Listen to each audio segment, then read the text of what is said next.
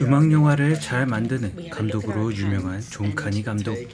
그의 여러 작품 중에서도 가장 크게 흥행한 작품에 대해 이야기해보려 합니다. 300만 명이 넘는 관객을 불러 모으고 무한도전 팀에서 특별 더빙까지 했던 바로 그 영화 비긴 어게인에 대해서 말이죠. 라이브 연주를 하던 스티브는 그레타를 무대 위로 불러 세웁니다. 잔잔한 그녀의 노래에 대다수 사람들은 심드렁했지만 스티브와 한 남자만이 그녀의 노래에 만족한 듯 합니다. 이 남자의 정체는 한때 잘나갔던 프로듀서 댄. 하지만 이제는 자신이 이룩한 회사에서 쫓겨나야 하는 운명에 놓여 있었죠. 심지어 그는 아내와 이혼을 했으며 한 달에 겨우 한 번 딸 바이올렛을 만날 수 있었습니다. 그렇게 우울했던 찰나에 우연히 들어간 바에서 그레타가 노래를 했던 것이고, 그는 그녀의 목소리에 맞는 악기들을 넣어보며 그녀의 노래가 팔릴 거라 확신하게 되죠. 무대에서 내려온 그레타에게 명함을 건네며 앨범 제작을 권유하는 댄. 하지만 단박에 거절하는 그레타.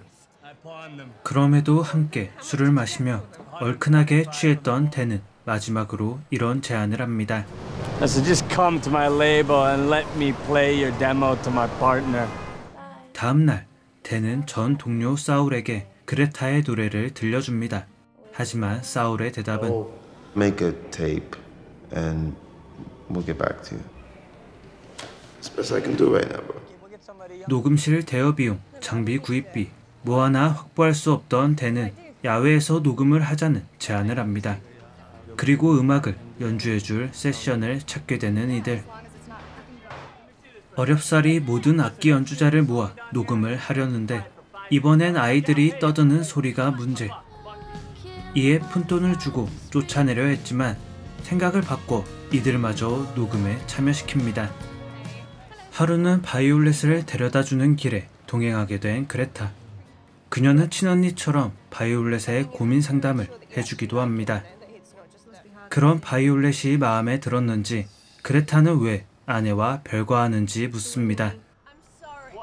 짜증을 내며 댄이 떠나자 그레타도 따라붙어 화를 냅니다. 그러자 I left that relationship because I was having a fucking nervous breakdown and she was out there fucking some other guy planning how she's gonna start a whole new life with him when I was here taking care of my kid. 다행히 오해는 풀렸고 두 사람은 이혼을 결심한 그때의 상황에 대해 이야기하며 서로를 이해하게 되죠. 그리고 우연히 발견한 이어폰 분배기를 꽂고 밤거리를 돌아다니며 노래를 듣게 됩니다. 한편 집으로 돌아온 그레타는 스티브가 뭔가 보고 있는 걸 발견합니다.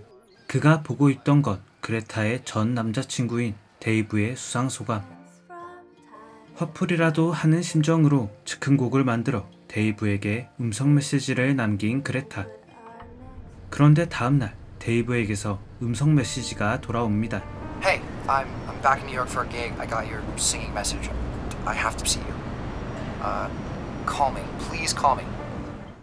그렇게 다시 만나게 된 그레타와 데이브. 이 두 사람은 예전의 사랑으로 돌아갈 수 있었을까요? 그리고 여기저기 도망다니기 바빴던 그레타의 음반 녹음은 제대로 끝마칠 수 있었을까요? 이 작품에 등장하는 사람들은 저마다의 사연이 있습니다. 주인공 그레타는 잘나가던 남자친구 데이브와 함께 영국을 떠나 미국으로 왔습니다. 하지만 데이브가 음반사 직원이랑 바람을 피며 두 사람 사이는 끝이 나게 되죠. 무대에 서는 건 역시 자신이 없던 그녀는 뛰어난 재능이 있음에도 그걸 제대로 발휘하지 못했습니다. 또 다른 주인공인 댄 역시 과거에 잘나갔다라는 공통점이 있습니다. 물론 그가 잘나갔던 건 단순히 연인관계뿐만이 아니었고 위키백과에 이름이 실릴 정도로 유명세를 가진 음반 제작자였죠. 다만 그는 상업성보다 음악성만을 쫓는 아티스트들을 데려왔으며 이들이 줄줄이 망하자 회사에서도 신임을 잃게 됩니다. 심지어 이 과정에서 아내가 다른 남자와 바람까지 나며 댄의 인생은 끝없는 나락 속으로 빠져들 뿐이었죠. 그런 두 사람이 아주 우연한 계기로 라이브 바에서 만납니다. 두 사람 모두 삶의 끝자락이라고 볼 수 있는 상황에서 말이죠. 그리고 이 만남은 생각보다 커다란 불꽃을 만들어냅니다. 음악의 열정을 잃어가던 그레타였지만 이 우연을 통해 그녀는 자신의 음악에 확신을 가지게 되었고, 알코올에 찌든 채 음반 제작은 등한시했던 댄이었지만 그레타의 노랫소리를 듣고 새로운 음반을 만들어야겠다고 생각했으니 말이죠. 가장 어려운 시기를 지나고 있던 두 사람은 서로에게 큰 힘이 되어줍니다. 단순히 음악가로서의 인생에서도 그렇지만 각각 아내와 남자친구와 헤어진 뒤 아픔을 가지고 있던 두 사람은 서로의 상처를 보듬어 줍니다. 두 사람의 관계가 연인 사이로 발전하지 않을까 생각하기도 했지만 두 사람은 아주 적당한 선을 유지하며 서로의 행복을 빌어주는 진짜 친구로서 서로에게 긍정적 역할만을 수행합니다. 앞서 말씀드렸듯이 두 주인공은 실연으로 상처받았다는 공통점이 있습니다. 결코 좁혀지지 않을 것 같던 사이였지만 이들은 끝내 옛사랑과 재회하게 됩니다. 데이브의 수상소감을 보다 욱해서 만든 노래가 매개가 된 그레타.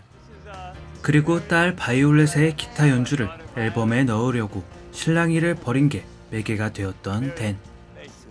모두 전 연인과 해묵은 갈등으로 날카로워진 상태였지만 상황이 주어지자 두 사람은 다시 연인과 조용히 타오릅니다. 이미 유명해질 대로 유명해진 데이브는 그레타가 만든 곡을 콘서트에서 연주를 하며 그녀의 사랑과 진심에 대해 이야기했고, 이어폰 분배기를 보며 아내를 그리워했던 댄은 다시 예전처럼 노래를 들으며 연애 초기의 마음으로 돌아간 듯 했죠. 결국 이들의 헤어짐 뒤에는 서로를 사랑했던 연인으로서의 애정이 남아 있었습니다. 아주 작은 불씨라 다시는 타오를 수 없을 것 같았지만 아주 적당한 시기에 아주 적절한 이유를 장작 삼아 이 사랑이라는 건 다시 뜨겁게 타올랐습니다. 실연을 했지만 다시 사랑을 찾았다는 공통점, 그 이면에는 그레타가 데이브에게 선물해준 노래, 그리고 신혼의 기분을 느끼게 해준 이어폰 분배기, 즉 음악이 있었습니다. 이 작품이 음악 영화라 불릴 수 있는 데에는 이 모든 문제를 해결해준 열쇠가 음악이었다는 것이 아주 큰 이유가 아니었나 싶습니다.